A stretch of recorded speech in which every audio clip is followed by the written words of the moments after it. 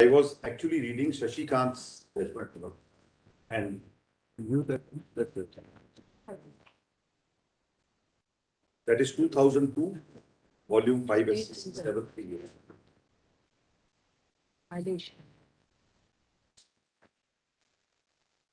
And my submission was that I was. You had almost concluded reading that. Yes, I have. You are submitting that the observations therein are not correct in law. But my With regard to mandatory and direct. my submission on that is that so far as it holds the 3191 part to be directory, that in my respectful submission is not correct. 3191 is the material provision. And the rest of them are procedural. Yes, the rest of the three are procedures as to how it is to proceed. Is my first submission regarding Shashikant. My second submission regarding Shashikant is, in any case, Shashikant is a case where the 319 order was passed at the correct time. And that is how the reference order has also distinguished Shashikant. But anyway, that's not binding, or that's neither here nor there. So therefore, according to me, Shashikant was a case where the order had been passed at the correct time. And therefore, Shashikant is entirely different on facts. Now, Shashikant has been relied 2 times thereafter. Both judgments are in the learned solicitor's compilation. I'll refer to them at a later stage just now. There is no further discussion on what Shashikant holds. Shashikant's principle has been picked up and applied twice again. First, it has been applied in 2002, volume 5, SCC 738. If your lordship feels your lordship can just, it has been applied in 2007, volume 7, SCC 378. I'll refer to these 2 judgments a little later, my lord. Let me first. So my second submission on Shashikant is that it is entirely different on facts. There the order was passed within time. Then, my lord, we come back to interpreting 3191 itself. Now, on that, my lord, I have just a small compilation. There is the Law Commission's report on the basis of which the provision itself was introduced. Your lordship may kindly have that report of the Law Commission.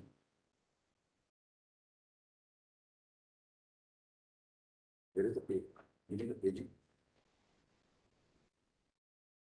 That is at page. Well, this is only the Law Commission's report and 3-4 judgments where the same principle that I'm saying has been.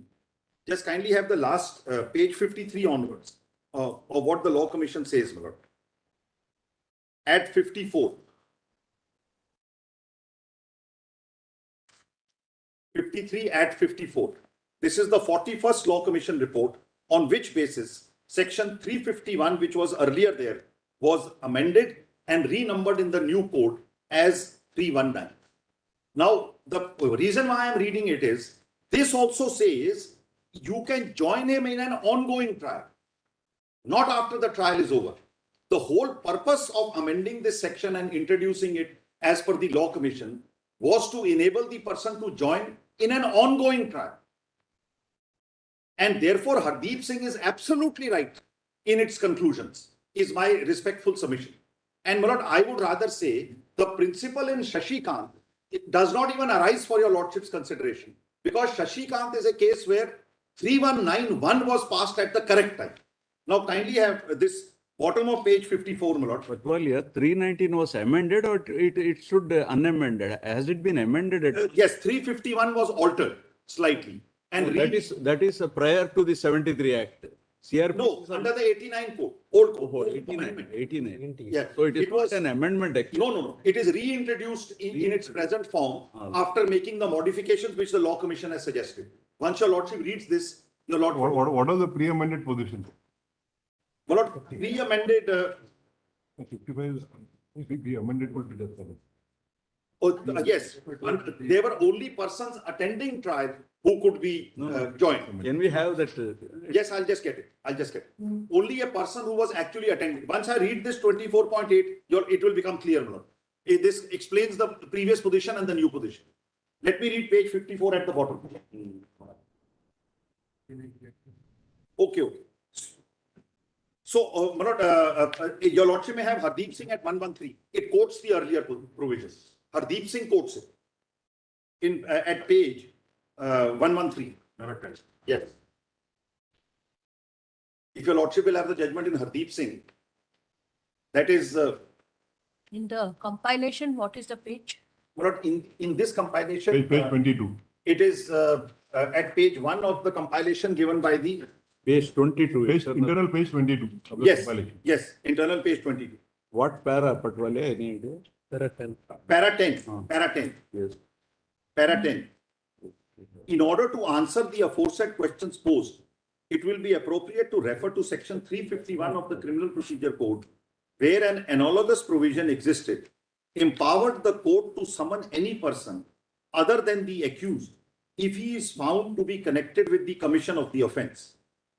However, when the new CRPC was being drafted, regard was had to the 41st report of the Law Commission, wherein paras 24.80 and 24.81 recommendations were made to make this provision more comprehensive.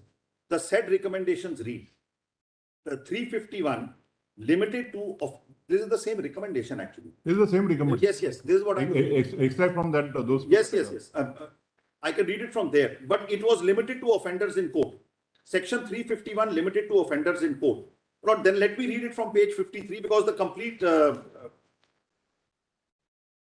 thing is there.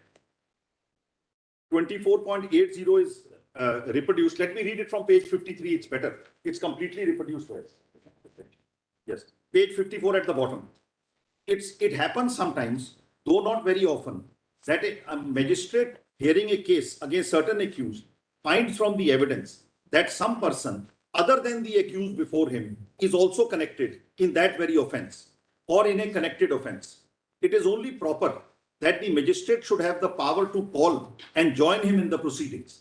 Section 351 provides for such a situation, but only if that person happens to be attending the court. He can then be detained and proceeded against. There is no express provision in section 351 for summoning such a person if he is not present in court.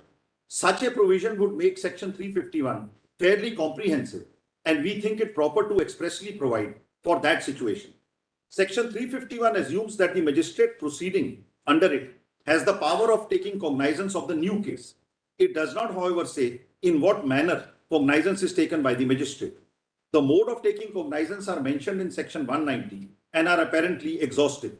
The question is whether against the newly added accused, cognizance will be supposed to have taken on the magistrate's own information under section 191C or only in the manner in which cognizance was first taken of the offense against the other accused. In concrete terms, if the original case was instituted on a police report that is under 191B, will cognizance against the new accused be supposed to have been taken in the same manner as under section 191C? The question is important because the methods of inquiry and trial in the two cases differ. About the true position under the existing law, there has been difference of opinion, and we think it should be made clear. It seems to us that the main purpose of this particular provision is that the whole case against all known suspects should proceed with expeditiously, and convenience requires that cognizance against the newly added accused should be taken in the same manner as against the other accused. We therefore propose to recast section 351, making it comprehensive and providing that there will be no difference in the mode of taking cognizance if the new person is added as an accused during proceedings. Please note, this is of course necessary as already provided that in such a situation, evidence must be reheard in the presence of the newly added accused. The offense for which the newly added accused can be tried is not indicated in precise terms in the section. Obviously, the offense should be connected with the one for which the original accused is under trial, also present tense. To bring that out, a small verbal amendment is recommended. Section 351 should therefore be amended as follows, and then that 319 as it stands today is reproduced. And at page 57, ultimately, it is accepted by the Rajya Sabha. Page 57 at the top, second column, top rank, clause 198 to 319 were added to the bill. So 319 is added by the Rajya Sabha. So, my lord, three parts I've already highlighted. At the top of the page, the fourth line, it is only proper that magistrate should have the power to call and join him in the proceedings. So the proceedings have to be live. Second, I have already said in the lower half of para 25.81, during the proceedings. And the third is when the proceeding is under trial. So therefore, my lord, that is how ultimately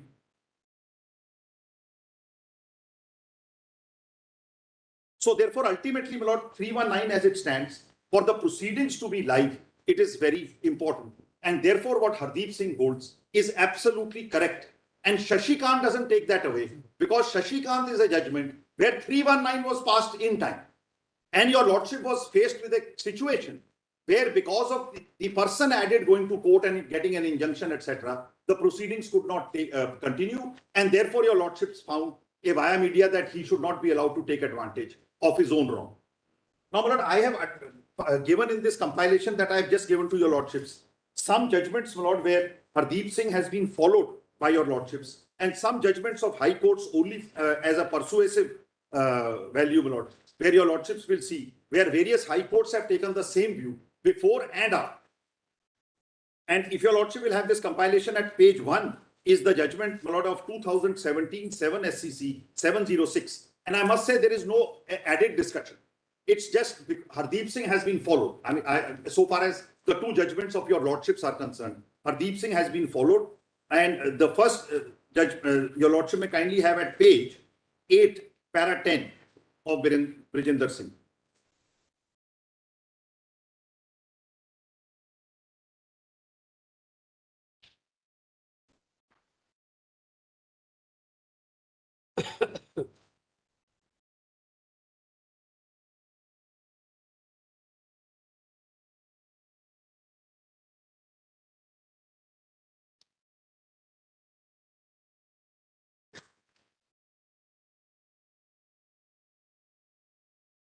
Para 10 at page 8 says, it also goes without saying that section 319, which is an enabling provision, empowering the court to take appropriate steps for proceeding against any person not being accused, can be exercised at any time after the charge sheet is filed and before the pronouncement of judgment, except during the stage of 207, 208, etc. Then para 11, my lord, is the further what Hardeep Singh says, what is the evidence? And para 12, what is the degree of satisfaction required? Again, I am not actually going into all that, because then your lordships have said that your lordship Beyond the reference. Yes, your lordship will be sending it back. Though the third question referred is, I'll read that. That I submit is completely covered by the rest of Hardeep Singh. I'll come to the third question, my lord. So this is one judgment where Hardeep Singh is followed. Then, my lord, another judgment where Hardeep Singh is followed is at page 35 in 2021 itself. Yes. At page 35, if your lordship will see, that is not reported in SCC. So I have the SCC online citation for your lordships at page 35. Now again, the page 40, para 33, when the discussion starts, Hardeep Singh is considered.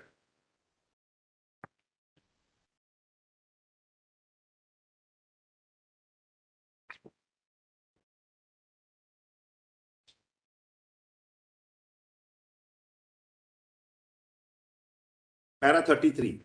While considering the rival submissions, the law on the scope and ambit of 319 is required to be considered. In the recent decision in the case of Sartaj Singh, this very bench has considered in detail the law on the scope and ambit of 319. In the said decision, this court considered the decisions of Hardeep Singh, Mohammad Ispahi, Rajesh, etc. Then, my lord, that decision is quoted extensively here. And after quoting it extensively, right up to page 48, then para 34, the ratio is laid down by the court. At page 48, para 34. It again follows Hardeep. And perhaps it would have to, because it's a two-judge bench and Hardeep is 5. So it would. The ratio of the decisions, para 34, on the scope and ambit of the powers of the court can be summarized as under. At page 49, clause 9.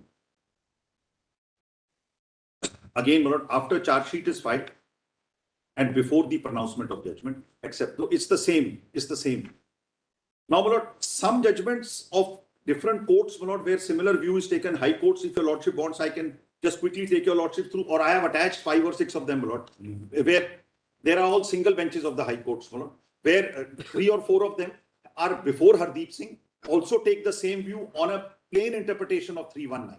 And the others are after Hardeep Singh, and if they are after, then naturally, my lord, they will have no option but to follow Hardeep Singh.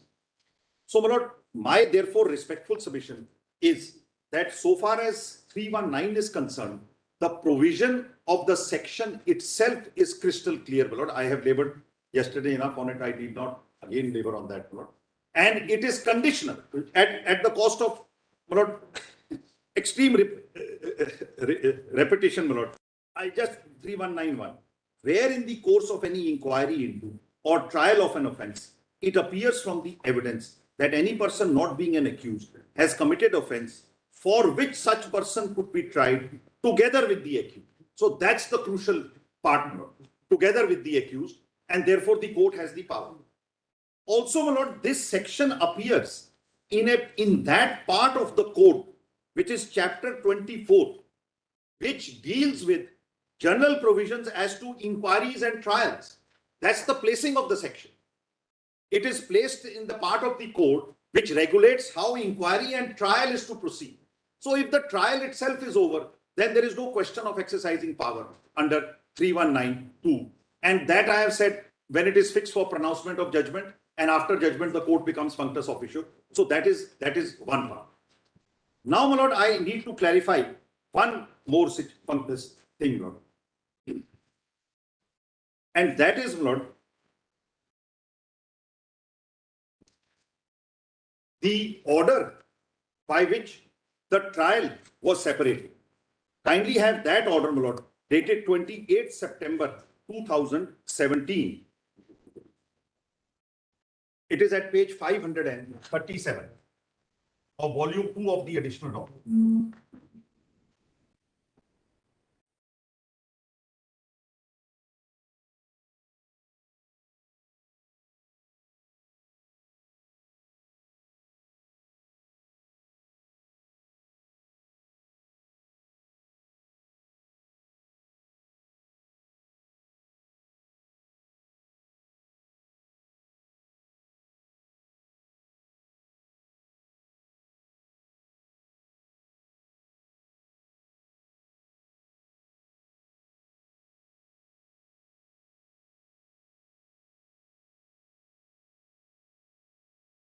Statement what you read also is that after trial and before pronouncement also it can be done.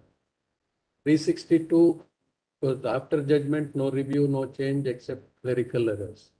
But now, I mean, just to put the matter, in our case, it may not arise because 3110 was the date when it was posted for judgment, judgment was pronounced. Let us say in a case, trial is complete, arguments are heard, the matter is posted for judgment.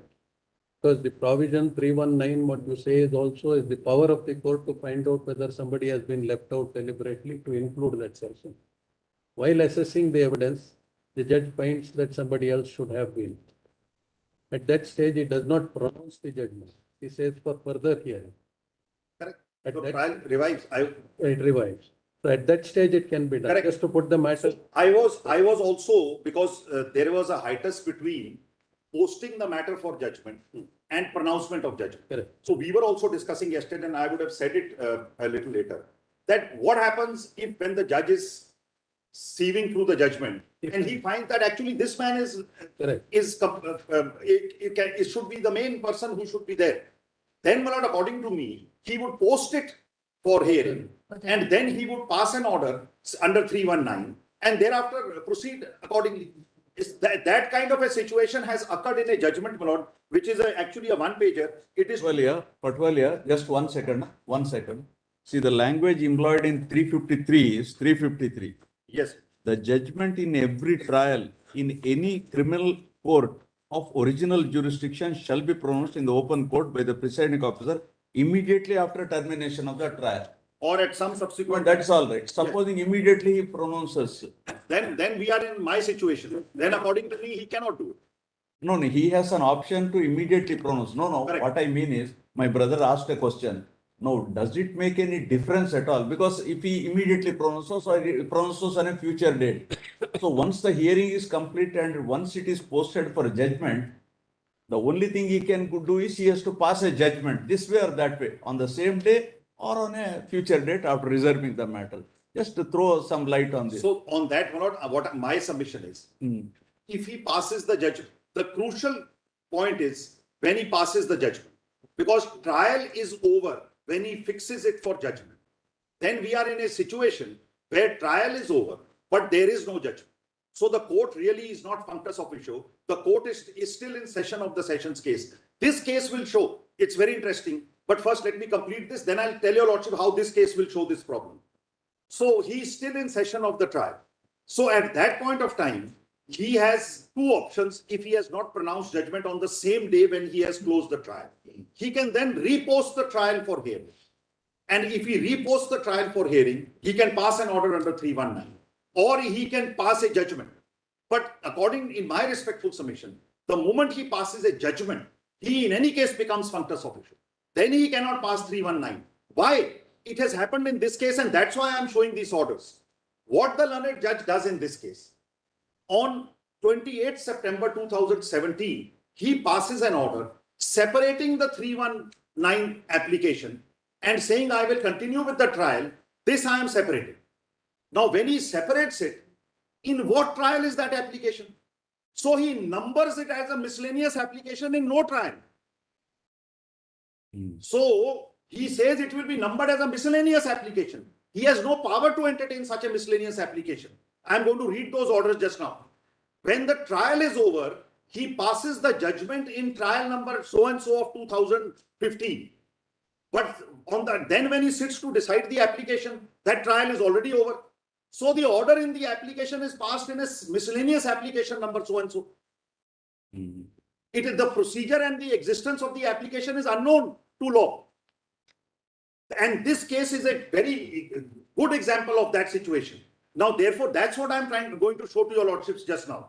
Now, kindly have this order at page 537, where he separates the application from the trial, and then what happens as a consequence of that.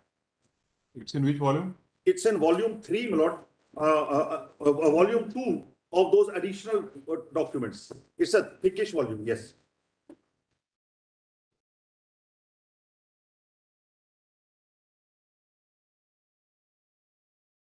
And we can do that. So what page, Patwalia? 537, 537. That's 87.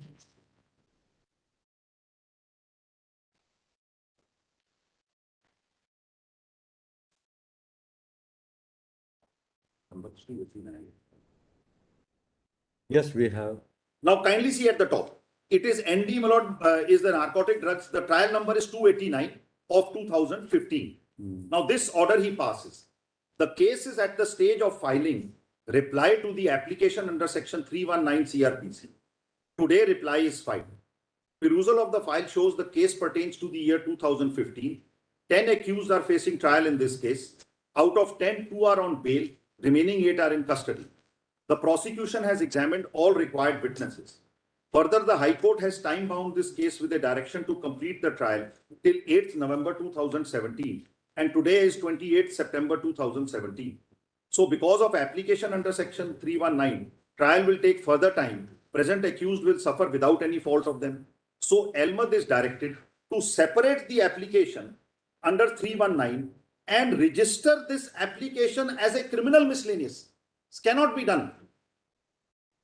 For separating present trial and application under 319. So he separates the trial from the application from the trial. What is it? What is it? So Almat is some post there. Yeah, Elmad is the court reader, my lord. It's below the reader. The Elmad is, there is a reader and then there is an Elmad. The custodian of the record, yes, so to say. I thought there is somebody called Ahmad. So he directed Ahmad. No. The restorer, not who keeps the files. It's a restorer who keeps the files, Lord. He's called Ahmad. Record keeper. Yes. Ahmad. He's given a bigger degree Mullah, than a clerk. This Ahmad. is what a Punjabi word. Correct. Urdu. He's a powerful man in the court. In fact, Powerful most in- powerful person. In commas only. So, Somebody like a Sharistar, we call it, is it? No. No, Mullah. This is court reader. He's court reader. Mullah. In fact, he's the custodian of entire files of the Yes, court. yes. And Bombay Sharistar is Mullah, in fact, he is having the key of the Almira where the files are kept. So he's the most powerful person in the court. he issues notices, summons, everything Almas is doing. court master. No, All right, yes. So, my lord, just see. So, this order is completely illegal in my respectful submission. I am not a party at that point of time. I did not challenge it. No, but here in this case, this one trial in the main case has not been concluded. Not on this date. No. In this case, Yes, particular case. yes, not on this date. No, in this case, trial is complete. Today it is complete. On the day when the order is. In this, the judgment you read, some application is filed during the trial. Correct. This very case. I am reading this very judgment. What he does, he separates his application and decides to. Where is the order passed on this application? I am coming to that. I'll just give me 2 more minutes. So I'll read. that is passed on the same day. No, that is passed later. That ultimately judgment is of 31st October and order will also be passed on On 31st. the same day.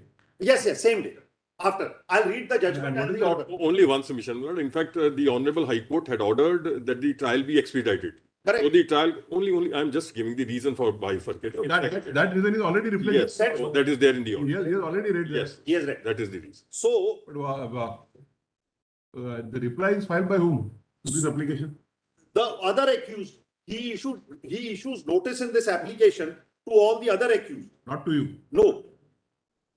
If your lordship will have page 536. Well, as proposed accused, he is not summoned, he cannot appear, he cannot. We are aware about that. There is a judgment by Justice Bobde. Yes. Yes. Which says that he should be given notice. No, He should proposed not be given accused notice. cannot. There is a judgment by Justice Bobde which says that notice is not necessary. Not because he is a proposed accused, he cannot be like I 156.3. will cite that. Like 156.3, my lord, he can't. I will cite that where it says notice should be given. But anyway, I am not on that. That is neither here nor there. My lord. We are far beyond that stage today. So 536 he gives he gives notice to the other accused. If your lordship will see the earlier order of 21st September, he says prosecution has filed an application. This is the first day when the application comes up. Where the order is at page 536. 1 page before. 21st September, the application is filed. So it is the first day it comes up. Prosecution has filed an application under section 319 CRPC. The other accused requested to give opportunity to file reply. Accordingly, the case is fixed for 28th September for filing reply. So on the second date itself, he then passes this order. Now, the second part of the order is equally interesting, my lord. I have read. So the Almad is directed to separate the application under 319 and register this as a criminal miscellaneous is unknown to law. It is doing violence to 319. He cannot separate it. The application is integral to that trial. Let us read further. Yes. For separating. For separating present trial and application under 319 CRPC, I rely on 1999 1 RCR criminal 283. There is no judgment on this page. I have done my research. If I am wrong, my lord, the Learned Advocate General's office can find out. This citation is wrong. There is no judgment on 1999 1 RCR criminal 283. There is no such judgment. But in any case, I think probably either the page is wrong or the year is wrong. We have tried to do 10 pages up, 10 pages down. Also, nothing could be found. So probably the year may be wrong, my lord. That was too much of, I do not know which judgment he is relying. Now, where our own Honorable Punjab and Haryana High Court has held, one of the accused went abroad, not available, trial lingering, trial court directed to take appropriate action for splitting case. In any case, what he is relying on is totally different. That is not a 319 case, where an accused is abroad. There, my lord, 3172 gives power to him to separate trial. And therefore, and therefore, that power can only be exercised in case of a person facing inquiry or trial. So therefore, this whole concept of separating trial in 319 is unknown to law. It cannot be done. I'll show 3172 also. So for separating present trial and application under 319, I rely upon 1999 1 RCR similar criminal 283, where our own High Court held one of the accused went abroad, not available, trial lingering on. High Court directed to take action for splitting the case. Further, as already discussed above, this case pertains to 2015. 10 accused are facing trial. 2 are on bail, remaining are in custody. Let APP request for adjournment for prosecution evidence. My mind, prosecution has sufficient opportunity. So I need not read the rest of it. The next steno of this court is directed to print 2 copies of this order. One is to be placed on this file, and this file is fixed for recording statement of accused under 313. Other copy is to be placed on criminal miscellaneous file, and criminal miscellaneous file is fixed for consideration of application under 319, which is fixed for 4th October, etc. So he separates it, which according to me, he cannot do. It's completely illegal, this order. Then what he does, he decides the main case. Now kindly see the judgment in the main case. I just want to show the index and then one para of the judgment, because yesterday I said this application is not mentioned. I stand corrected. It is mentioned.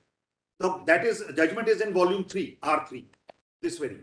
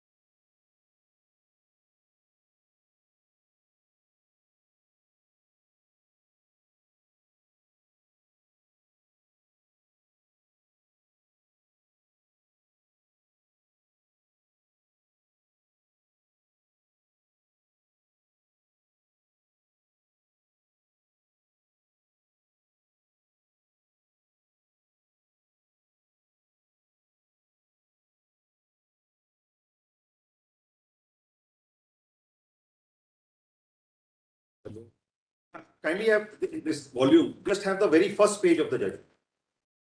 The judgment is rendered in session case number 289 of 2015. The application under 319 was filed in this session's case. Now, just kindly take page 9 of this judgment. I just want to show your lordships. It records that the para in the lower half of the page, after completing necessary formalities, Challan was presented against 10 accused by mentioning that investigation is pending against the remaining person, and after completion of investigation, Challan against them will also be presented. So there was only one more accused original. So there is his Challan is much later. It comes in 2019. So therefore, there is no trial or inquiry pending against him. Then kindly have page 84, where this application is mentioned. Page 84. What he says in this judgment at page 84.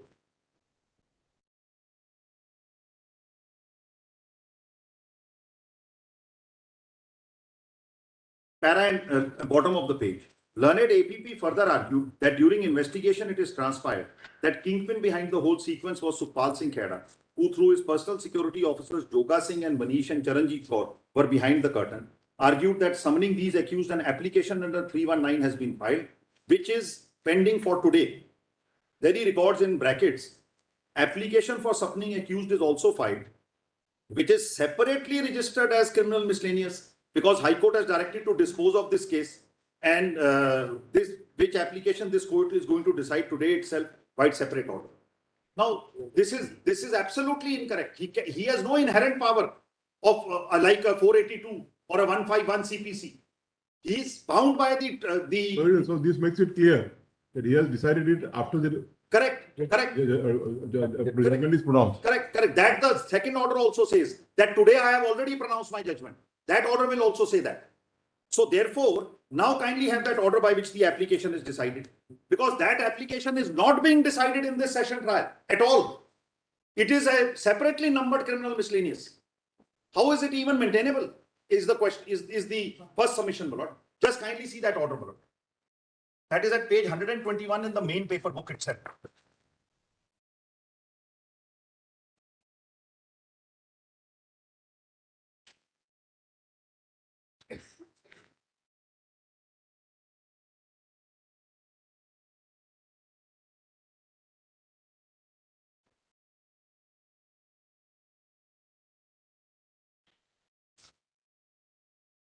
Page?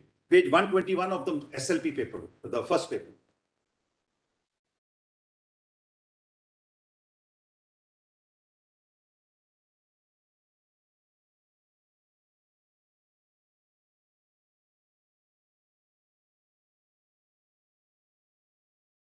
(121). Kindly see the top. Criminal miscellaneous number 339 of 2017, filing ID CNR, the trial number is missing. It was session case 289 of 15. So he's not deciding it in that session case at all. Because according to him, he's made it a separate standalone application today. This order is completely against law on this ground alone. Then he records this order of mine will dispose of an application, etc. On facts, I'm not going into it. Then he says at page 128,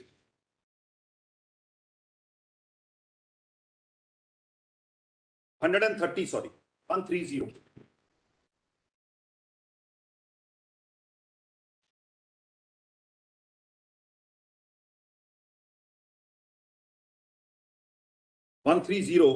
As things stand out, this FIR was registered and Challan against 10 accused was presented by mentioning that after investigation, the Challan against the remaining accused will also be filed.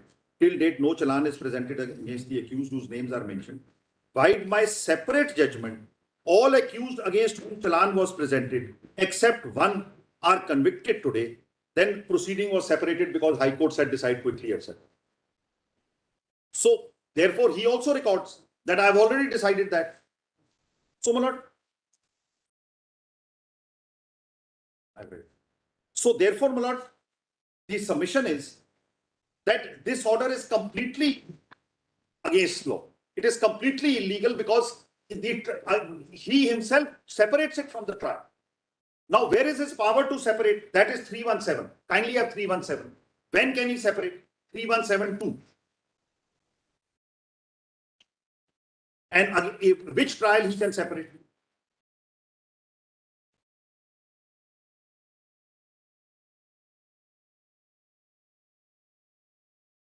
It is only against an accused against whom an inquiry or trial is pending. 317, the title is Provision for Inquiry and Trial being held. I'm sorry. Not this, 317. Yes. Proceed.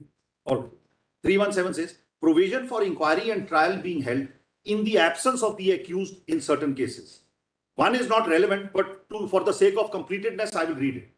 At any stage of an inquiry or trial under this code, if the judge or magistrate is satisfied for reasons to be recorded that the personal attendance of the accused before the court is not necessary in the interest of justice, or that the accused persistently disturbs the proceedings in court, the judge or magistrate may, if the accused is represented by a pleader, dispense with his attendance and proceed with such inquiry or trial in his absence, and may at any subsequent stage of the proceeding direct the personal presence of such accused. Now, next is relevant. If the accused in any case is not represented by a pleader, or if the judge or magistrate considers his personal attendance necessary, he may, if he thinks fit, and for reasons to be recorded by him, either adjourn such inquiry or trial, or order that the case of such accused be taken up or tried separate. So under 2 says, if he thinks for reasons to be recorded, he has 2 options. Either he can adjourn the entire inquiry or trial, or he can, in the case of such accused, order that the trial be separated and taken up separate. But it is only against an accused who is facing an inquiry or trial.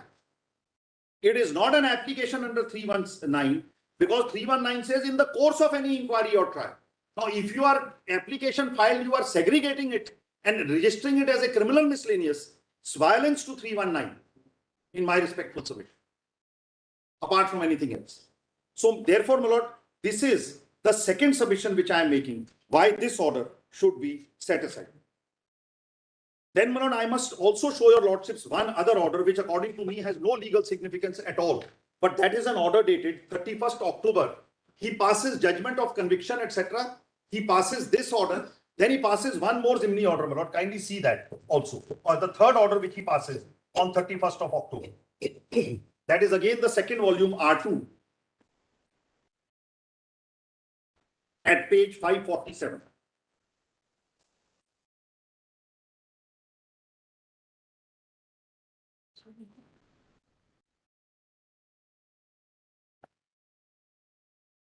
Page 547, that thick volume, yes.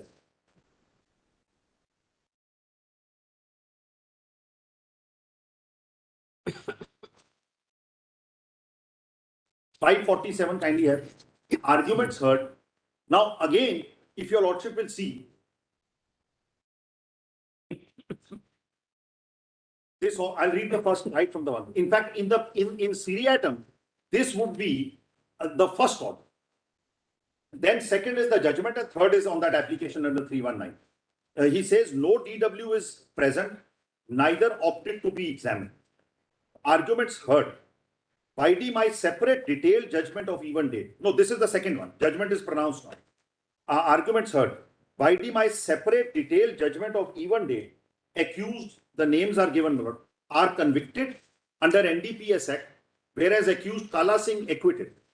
As accused Anil, alias Neelu, has been declared as proclaimed offender, so file be completed and consigned to the record room, be put up as and when Anil Kumar Neelu surrenders before the court or proceeds by the police. Contraband material involved stands confiscated, same be disposed of as per rules. Now he consigns the file to the record and says, whenever Anil Kumar's case comes, please put this up again.